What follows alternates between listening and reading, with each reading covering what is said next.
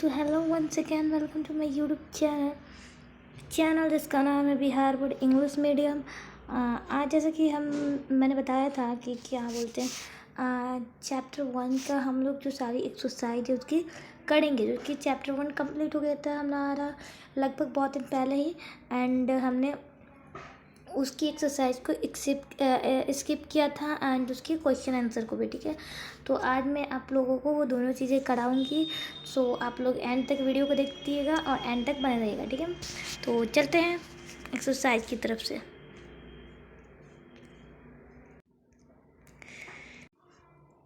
तो जैसे कि एक्सरसाइज में पहला है ऑब्जेक्टिव क्वेश्चन, ठीक है, ऑब्जेक्टिव टाइप क्वेश्चन, ठीक है। तो पहले देखते हैं क्या लिखा हुआ है। There are 4 option as the answer of the following question, put a tick mark on that you feel is the most suitable for want। कहने का मतलब कि आपको 4 ऑप्शन दिए हुए हैं, कोई आंसर होगा उसमें से एक, उसको टिक करें जैसा दिखता है। ओके तो पहला क्वेश्चन जैसा कि है हमारे पास, under which continent do Italy and Germany belong to.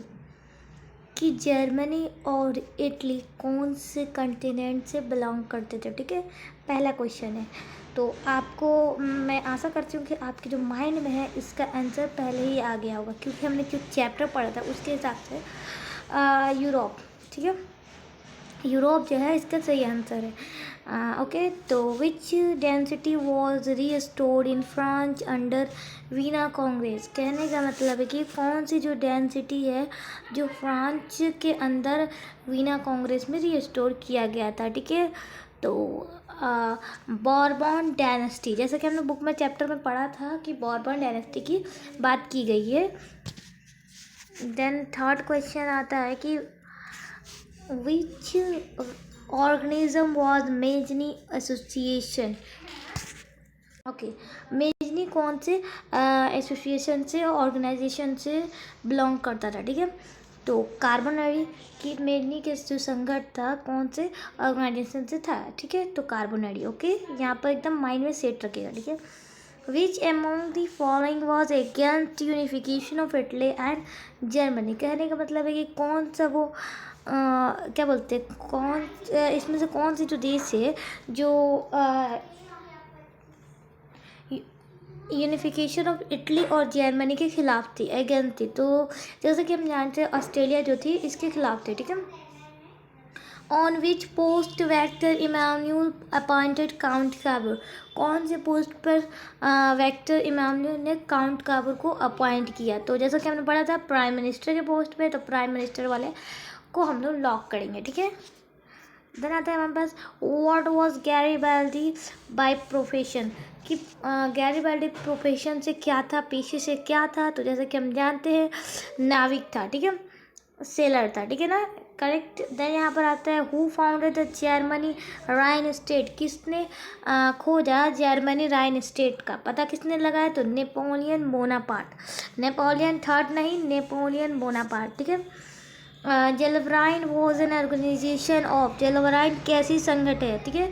तो जेलवराइन एक व्यापारिक मतलब मर्चेंट संगठन से है, ठीक है, करेक्ट। देन आता है हमारे पास okay when was the treaty of Frankfurt sign. मतलब कि जो फ्रैंकफर्ट की जो साइन किया गया था वो कब किया गया था। तो फ्रैंकफर्ट की जो संधि थी वो कब साइन की गई था। तो 1871। देखो तो यहाँ पर क्या कहाँ पर है। तो 1864 नहीं, ये नहीं होगा। 1866 ये नहीं होगा। 1870 नहीं होगा। 1871 इज करेक्ट, ठीक है। That the literature and knowledge of science of which country inspire European। कहने का मतलब है कि लिटरेचर और साइंस की जो नॉलेज थी कौन से कंट्री से इंस्पायर हुई थी, ठीक है। तो जैसे कि जानते हैं हम लोग कौन सी कंट्री से हुई थी। तो सबसे पहले तो देखते हैं कौन कौन से नाम दिए हुए, ठीक है। तो यहाँ पर जर्मनी का नाम है, ग्रीस का नाम है, तुर्की का नाम है एंड देन इंग्लैंड का नाम है, ठीक है। तो सबसे पहले देखते हैं तो हमारे पास आता है कि यूनान, ठीक है। यूनान का नाम ने आप सुना ही होगा, ठीक है, जो कि ये ग्रीस, ठीक है, this okay. Which country, okay sorry, which country did, ये क्या हो गया, which country did the treaty of Adrianople in 1829 में कौन सी जो कंट्री थी, ठीक है, जिसने एड्रेना 1829 में दिया था, ठीक है, तो कौन थी? टर्की थी, ठीक है। यहाँ पहले तो इसको रेज करते हैं, कौन सी कंट्री थी? तो टर्की थी, यहाँ पर आप देख सकते हैं। ओके, तो नेक्स्ट हमारे पास आता है filling in the blanks in the following, ठीक है। तो इसको भी हम लोग फिल कर लेते हैं, क्या होगा इसका आंसर ये देखते हुए, ठीक है। तो चलिए हमारे पास जो फर्स्ट क्वेश्चन है उसको देखते हैं। सो जो हमारा पहला क्वेश्चन था, ओके, तो in the dash, okay, what there was downfall of a superpower and emergence of another European superpower Germany। सबसे पहले तो कंसेप्ट समझो, ठीक है, कि ये जो क्वेश्चन है फिलिंग द ब्लैंक से क्या कह रहा है, ठीक है। तो आपको ऑटोमेटिक माइंड में इसका जो आंसर है वो आ जाएगा। यहाँ पर कहा जा रहा है कि जो यूरोपियन सुपर पावर का जर्मनी का हुआ था उसमें किसका डाउनफॉल हुआ था, ठीक है। कौन से वॉर में ये जो डाउनफॉल शुरू हुआ था, कौन से वॉर में? इन द डैश वॉर, कौन से वॉर में? तो सेडॉन के वॉर में। कुछ आया माइंड में? देखो मैं बताती हूँ कि यहाँ पूछा जा रहा है कि was downfall of a superpower and emergence of another European superpower, कि जो उनकी डाउनफॉल हो गई थी जर्मनी की पावर की, यूरोपियन की पावर की, ये सारी सुपर पावर की डाउनफॉल में चल रही थी। इस कौन से वॉर में चल रही थी? तो ये चल रही थी सेडॉन की वॉर में, ठीक है। मैं यहाँ लिख देती हूँ सेडॉन, ओके, ये ओ है। ओके, देन आता है the battle of sedan was fought between dash and diet, मतलब कि सेडॉन का जो वॉर हुआ था वो किस किस के बीच में हुआ था, ठीक है। तो कुछ आया दिमाग में कि किस किस के बीच में हुआ था? राइट, ऑस्ट्रेलिया और प्रसा के बीच में, ठीक है। तो इसको थोड़ा मैं पतला ही करती हूँ, ठीक है, जो उसका शेप है वो अच्छे से नहीं है ना, ठीक है। तो मैं यहाँ लिख देती हूँ, ओके, 1 सेकेंड,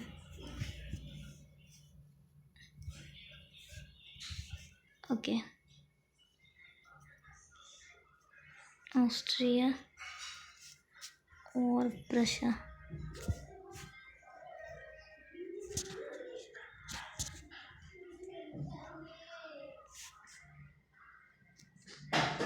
ओके, ओके, जैसे जैसे मैं बोल रही हूँ वैसे लिख लो, यहाँ पर थोड़ा लिखना मुश्किल हो रहा है, ठीक है।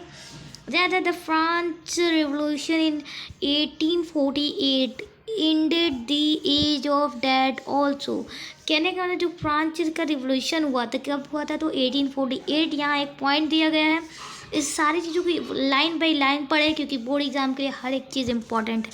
एग्जैक्ट कोई नहीं बताता है कि यही आएगा, लेकिन मैं तक कह रही हूँ कि सारी चीज़ों को लाइन बाई लाइन पढ़ेंगे तो आपको खुद एहसास होगा कि कौन सी पॉइंट इंपॉर्टेंट है और कौन सी नहीं। जैसे कि यहाँ पर आप देख रहे हैं, ये फिलिंग इन द ब्लैंक्स बहुत इंपॉर्टेंट है क्योंकि यहाँ फ्रांस रिवोल्यूशन का भी पूछ सकता है, यहाँ पर एज का भी पूछ सकता है, कौन सी चीज़ें ख़त्म होती है, ठीक है।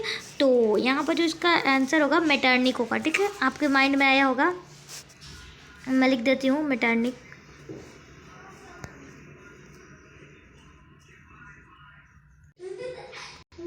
मेटर्निक, ओके, हो गया।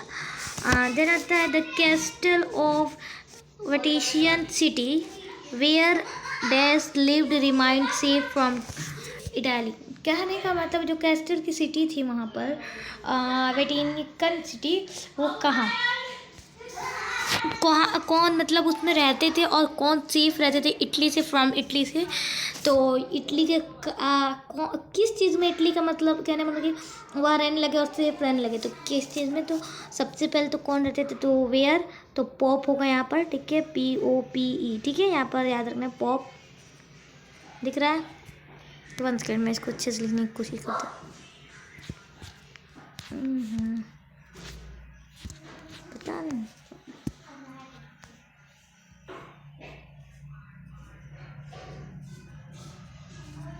Pop, okay. यहाँ क्या होगा? यूनिफिकेशन, माइंड में आया तो बहुत अच्छी बात है क्योंकि इसी तरीके की पढ़ाई कीजिएगा तो ही आपके एग्ज़ाम में काम आएगी कि किस तरीके से आपको लिखनी है, ठीक है, मतलब कि कैसे क्वेश्चन को देख के आपको माइंड बनाना है, ठीक है। After declaring Greece an independent, मतलब कि जब ये डिक्लेयर हो गया कि ग्रीस इंडिपेंडेंट नेशन है तब ruler of Bavaria dash was declare empire of Greece, तब उसके बाद से जो रूलर थे बैरबियर के, तो क्या उन्होंने डिक्लेयर किया और किसने मतलब कि ग्रीस के एम्पायर को किसे डिक्लेयर किया गया था। ठीक है, तो यहाँ पर क्या होगा आपको पता है क्या होगा, तो यहाँ पर होगा ओटो। ठीक है,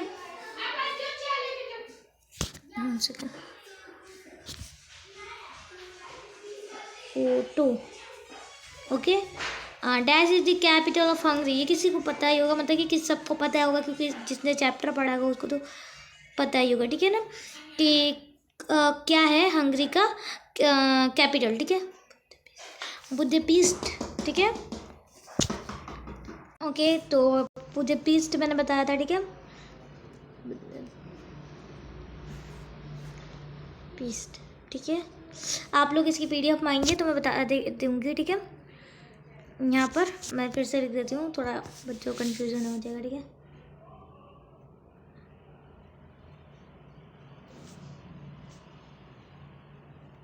ओहो, ठीक है, यहाँ कन्फर्म हो गया बुदापेस्ट। ठीक है, देन आगे बढ़ते हैं। कुछ होगा मैच द फॉलोइंग। ठीक है, ये सारी चीज़ों से क्या बनता है, क्वेश्चन बनता है। ऐसा नहीं है कि जब मैच द फॉलोइंग के बेसिस पे तो नहीं बनेगा, लेकिन बनेगा। ठीक है, तो सबसे पहले हमसे पूछा गया है कि मेजनी, मेजनी में क्या होगा, दिमाग में आया कुछ? Mazzini Italy. ओके, आया याद? ओके, इटली हुआ ना। एंड दूसरी बात करते हैं ग्रीन कलर की। ठीक है, ग्रीन कलर की नहीं, दूसरा क्वेश्चन हैगली। ठीक है, हैगली में क्या होगा, कुछ याद है? फिलॉसफी। ठीक है, फिलोसफर। ठीक है, और देन क्या बात करते हैं हम, थर्ड बिस्मार्क। ठीक है, बिस्मार्क में अगर बात करते हैं तो जर्मनी का ये कौन था, जर्मनी का चांसलर था। ठीक है, और देन लास्ट वन बात करते हैं हम, तो किसके बारे में, विक्टर इमानुएल। विक्टर इमानुएल की बात की जा रही है यहाँ पर। तो विक्टर इमानुएल को आपको देखकर याद ही हो गया होगा, ये कौन है, पॉलिटिशियन है। ठीक है, मैं कुछ अच्छी वाइब देने के लिए पॉलिटिशियन, कितना मस्त लग रहा है। ठीक है ना, इसी तरीके से आप भी लिखिए, अपने कॉपी में नोट करें। ओके, तो आपने स्क्रीनशॉट ले लिया होगा। एंड सेकेंड ये वाला कंप्लीट हुआ। First match the flowing, second match the flowing की बात होती है तो वीना कांग्रेस है इसमें। तो वीना कांग्रेस कब हुआ था, आपको याद होगा 1815। ठीक है, 1815 में हुआ था। ठीक है ना, 1815। ठीक है, और सेकेंड हमारे पास पूछा गया है डाउनफॉल ऑफ मेटरनिक। मेटरनिक का डाउनफॉल कब हुआ था, तो हमारे पास आता है 1848। राइट, आपको याद है ना, ऐसा नहीं कि मैं ही बता रही हूँ और आपको याद ना हो। ठीक है, तो ये हो गया। देन हम बात करते हैं यूनिफिकेशन ऑफ इटली 1871। इसको एकदम माइंड में सेट, 1871। ठीक है, और देन हमारे पास क्या आता है, बैटल ऑफ सैडोन। सैडोन का युद्ध बोले तो युद्ध कब हुआ था, तो 1817 को। ठीक है, कब हुआ था, 1817 को। This is correct. Okay, then इसको भी स्क्रीनशॉट ले रहे हैं या अपनी कॉपी में नोट करते जाए, आपके लिए बेहतर होगा, क्योंकि इस सारी चीज़ों को आपको नहीं पता, लेकिन मैं एक बात बताती हूँ। यही सारी चीज़ों को अगर आप टीचर से मांगेंगे, सर आप मुझे कुछ इंपॉर्टेंट गेस कराइए, तो वो कहेंगे सबसे बेटर है तुम SST का जो डेट वाली चीज़ें हैं उसे याद करो। और मैं अगर बताऊँ तो आपको ये डेट वाली चीज़ें हैं। ठीक है, जो कि मैच द फ्लोइंग के रूप में दिया गया है आपको। ठीक है, SCRT में। देन थर्ड आता है, ठीक है, आता है कुसुत ट्रेट ऑफ एड्रियनपुर। देन कुसुत की बात की जा रही है तो हंगरेन नेशनलिस्ट लीडर, ये कहाँ के लीडर है, कहाँ के, हंगरेन के, मतलब कि हंगरी के लीडर थे। ठीक है, तो यहाँ पर हम यहाँ से क्लिक करेंगे ये, एंड देन क्लिक करेंगे ट्रीटी ऑफ एड्रियनपोल। ठीक है, ट्रीटी ऑफ एड्रियनपोल कहाँ कब हुआ था, 1829 AD। ठीक है, और देन हम बात करते हैं इंडिपेंडेंस ऑफ ग्रीस। ठीक है, ग्रीस की इंडिपेंडेंस। ठीक है, 1832। ठीक है, 1832 ये है। ठीक है, और देन आता है मूवमेंट इन पोलैंड। पोलैंड की जो मूवमेंट थी वो तो 1863। कुछ इस तरीके से आपका मैच द फ्लाइंग हुआ कंप्लीट। और बहुत इम्पॉर्टेंट अगर मैं इसमें से बात करूँ तो ये वाले क्वेश्चन की तो ये बहुत बार पूछे जाते हैं और मुझे ऐसी उम्मीद है कि आपके टाइम में पूछे जाएंगे। इससे तो मतलब आप खोल के पी जाइए। जैसे हिस्ट्री रटने वाली चीज़ें बेटा रट जाओ, ठीक है। रटने वाली चीज़ें बेटा रट जाओ, पीने वाली चीज़ें पी जाओ। मतलब कोई अगर कुछ एडवाइस ना उसे ले लो, एडवाइस को कभी इनकार ना किया जाता है, ठीक है ना। तो मैं एक बात बताती हूँ, देखो व्हाट इज नेशनलिज्म, इसे पी जाओ, ठीक है। वो हु एज मेजनी, मेजनी कौन था, इसे पी जाओ, ठीक है। मतलब घोल के पी जाओ, ठीक है। What were the restraint in unification of journey, 2 point लिखना है इसमें, ये भी पी जाओ, ठीक है। व्हाट इज मेटर्निक एज, ये क्या है, मेटर्निक एज क्या है, कैसे थे, मतलब कि उनके बारे में बताओ, ठीक है। ये सारी चीज़ें थी, इससे मतलब तुम एकदम रट जाओ बेटा। बाबू मैं इतना क्लियर में बता रही हूँ कि इसे अगर तुमने रट गए ना तो इंशाल्लाह तुम्हारे नंबर बहुत अच्छे आएंगे, बहुत अच्छे, जैसे तुमने सोचा नहीं होगा, ठीक है। ये थे फर्स्ट चैप्टर का, एंड मैं कल सेकेंड चैप्टर की वीडियोस बनाऊंगी, देन आपको सेकेंड चैप्टर की भी वीडियोस मिल जाएंगी। और कुछ इंपॉर्टेंट चीज़, कुछ इंपॉर्टेंट पॉइंट अगर रह गया होगा तो आपको लास्ट वाली जो मंथ होती है ना एग्ज़ाम के लास्ट वाली मंथ, उसमें मिल जाएंगे। देखिए अभी मैं एक नोट्स तैयार कर रही थी, ठीक है। आई थिंक फिजिक्स, ठीक है, फिजिक्स के नोट्स तैयार कर रही थी, ठीक है। तो हैंड रिटेन नोट्स तैयार करना होता है, ठीक है। क्योंकि किसी के भी कॉपीराइट्स बनाने से कोई इंसान बेहतर नहीं बन जाता है। खुद की उसके में अगर उसकी कैपेबिलिटी है ना कुछ करने की, तो ही वो कुछ कर सकता है, ठीक है। ओके, अगर आपने 9th-10th को मतलब किसी के भरोसे, किसी के चिट में एग्ज़ाम को क्लियर किया है, लेकिन नहीं, ये बोर्ड से, यहाँ पर आपको खुद का ही टैलेंट दिखाना पड़ेगा, ठीक है। यहाँ पर किसी का कुछ नहीं होगा, ठीक है। तो सबसे पहले मैंने एक नोट्स बनाया है फिजिक्स के, तो मैं सोच रही हूँ अगर SST का SCRT मतलब SST का जो हिस्ट्री है उसे ख़त्म करके उसके बाद से मैं फिजिक्स स्टार्ट करूँगी, क्योंकि लगभग केमिस्ट्री कंप्लीट हो गया है, केमिस्ट्री कंप्लीट है, ठीक है। बायोलॉजी लगभग कंप्लीट है, 2 चैप्टर हैं, तो लास्ट के 2 चैप्टर उतने मायने रखते हैं, ठीक है। तो ये पढ़ लेना। और फिजिक्स का मैं बता दूँ, फिजिक्स का मैंने 1 चैप्टर पढ़ाया था एंड 2 चैप्टर पढ़ाया, ठीक है। 2-3 चैप्टर और बचे होंगे तो फिजिक्स कंप्लीट, देन स्टार्ट करेंगे उर्दू, ठीक है। उर्दू में बहुत सारे प्रॉब्लम होते हैं, देखो तुम्हारे मैं इस पर भी एक बात बताऊंगी, ठीक है, उर्दू के बारे में। तो मैं अभी थोड़ी सी डिटेल में नहीं बात करेंगे क्योंकि टाइम तो हो गया है, ठीक है। तो मैं एक बात बताती हूँ, देखो उर्दू की तुम्हारी हैंड राइटिंग जो है ना, आज से मतलब सुधार लो। जो हैंड राइटिंग है ना, इंग्लिश में हो, ठीक है, हिंदी में हो, उर्दू में हो, ये सारी चीज़ें में जो राइटिंग है ना वो बहुत मायने, मतलब देखो अगर इंग्लिश में अच्छी राइटिंग है तुम्हारी ना, तो SST में भी काम देगा, एंड साइंस में भी काम देगा, और मैंने मैथ्स में भी इंग्लिश काम देता है, ठीक है। तो जो तुम्हारा लिखने का तरीका है ना, उसे तुम बेहतर बनाओ, तुम्हारे रिजल्ट बहुत अच्छे आएंगे, ठीक है। देखो तुमको जितना पढ़ना होगा ना, तुमने नवंबर-दिसंबर तक पढ़ लिया, ठीक है, नवंबर-दिसंबर तक पढ़ लिया, ठीक है ना। अब तुम्हारे जब फरवरी में एग्ज़ाम होंगे ना, वहाँ पे तुम्हें जो जाना है ना, तुमने जितना पढ़ा था पढ़ लिया, और वहाँ पर तुम्हें 2 चीज़ें ही काम आएंगी, एक ये पढ़ाई जो तुमने 1 साल किया, एक ये हैंड राइटिंग। देखो तुम चाहे कितनी भी अच्छी लिख लो, लेकिन अगर तुम्हारी हैंड राइटिंग के तरीके, हैंड राइटिंग क्लियर नहीं है ना, तो टीचर तुमको 1 नंबर भी नहीं देगा, चाहे तुम कितना भी टैलेंटेड क्यों ना हो। ये मैं अब तुमको अपनी बात मतलब अपनी तरफ से एडवाइस दे रही हूँ कि हैंड राइटिंग जिस बच्चे की अच्छी होगा ना, इंशाल्लाह उसका नंबर बेचेगा, क्योंकि जो हैंड राइटिंग जिसकी अच्छी होती है ना, उसे टीचर को अट्रैक्ट करती है, ठीक है। अभी देखो मैं चाय पी रही हूँ, मेरे बहुत सर में दर्द दे रहा है, ठीक है ना, बिकॉज बहुत सारे नोट्स बनाने होते हैं, बहुत सारी वीडियोज़ बनानी होती है, एंड मैंने अब सोचा है कि मैं 2 वीडियोज़ छोड़ूंगी, ठीक है। 2 वीडियोज़ को अपलोड करूँगी। एक तो पहली टाइमिंग भी चेंज करनी है, ठीक है, 6 PM आएंगी, और एक 11 AM। कैसी है वीडियो, टाइमिंग बता देना सब, ठीक है। दो दो मैंने टाइमिंग सोचा है, क्योंकि 2 वीडियोज़ बेटर होगा कवर अप करने के लिए, बहुत सारे टॉपिक है, और इकोनॉमिक्स बाकी है, जियोग्राफी बाकी है। वैसे तो सब कंप्लीट हो जाएंगे अगर डेली मैंने बनाया तो वीडियो, ठीक है। कुछ कभी कभार बहुत चीज़ें हो जाती हैं लाइफ में, सर में दर्द, मेरा ना सबसे ज़्यादा प्रॉब्लम क्या है, हेडेक है, ठीक है। मैं बताती हूँ, हेडेक जो है ना बहुत ज़्यादा मुझे गुस्सा आता है, ठीक है, हेडेक होते हैं तो, ठीक है। ये सारी चीज़ों को साइड में रखो, छोड़ो, आते हैं मेरे टॉपिक पे, ठीक है। तो मिलते हैं नेक्स्ट वीडियो में, एंड चैनल को सब्सक्राइब कर लेना प्लीज़, चैनल को जो है ना सब्सक्राइब करो, सपोर्ट दिखाओ यार, अपना सपोर्ट नहीं दिखा सकते अपनी टीचर को, मैं तुम्हारे लिए मेहनत कर रही हूँ ना, ठीक है। तो प्लीज़ सपोर्ट दिखाओ मुझे, लाइक करो, चैनल को सब्सक्राइब करो, कमेंट करो कि तुम्हें वीडियो कैसा लगता है, ठीक है।